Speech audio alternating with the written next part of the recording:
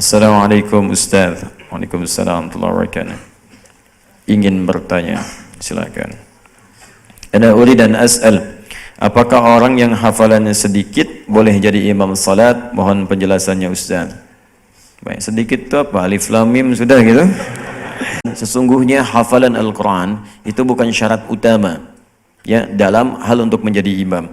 Syarat yang terpenting dari hafalan Al-Quran ini adalah terkait dengan bacaan yang benar, yang terhindar dari kesalahan-kesalahan bacaan, terutama hukum-hukum tajwidnya yang terkait dengan itu semuanya. Jadi jika ada hafalan pun Anda misalnya cukup untuk digunakan dalam salat, tapi bacaan-bacaannya benar, sempurna tajwidnya, hukum-hukumnya, maka dia dibenarkan menjadi imam.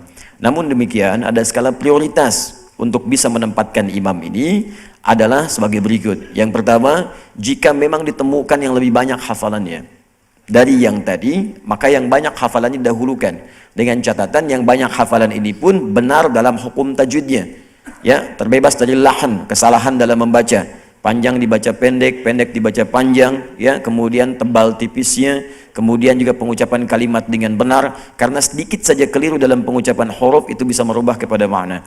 Karena itulah jika ada kemudian yang sedikit hafalannya tapi benar lebih bagus dari bacaannya, maka ini didahulukan dibandingkan banyak hafalan tapi tidak bagus dalam bacaannya. Tapi kalau kemudian ada yang lebih baik hafalannya dan juga bagus bacaannya, maka ini yang paling utama untuk menjadi imam. Ada perbedaan pendapat di kalangan para ulama, mana yang didahulukan di sini jika ada orang-orang yang kemudian hafal Quran tapi juga misalnya ada yang fikihnya lebih bagus. Ya misalnya ilmunya lebih bagus, pengetahuannya lebih bagus, paham maknanya, lantas kemudian ada yang kedua hafalannya lebih banyak. Mana yang didahulukan di antara ini?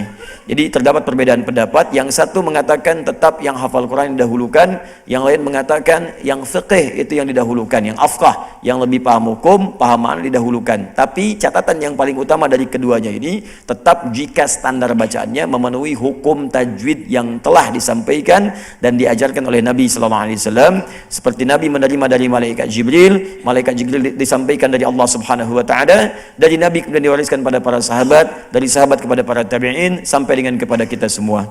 Karena itu orang-orang yang belajar Quran, sebagai tambahan dari saya, kalau benar kemudian belajarnya itu biasanya mendapatkan sanad dia, ya, ijazah. Ijazah ini tersambung dari guru-gurunya ke atasnya lagi, ke atasnya lagi, ke atasnya lagi sampai nanti ke Rasulullah sallallahu alaihi wasallam. Bisa dipahami insyaallah? Baik.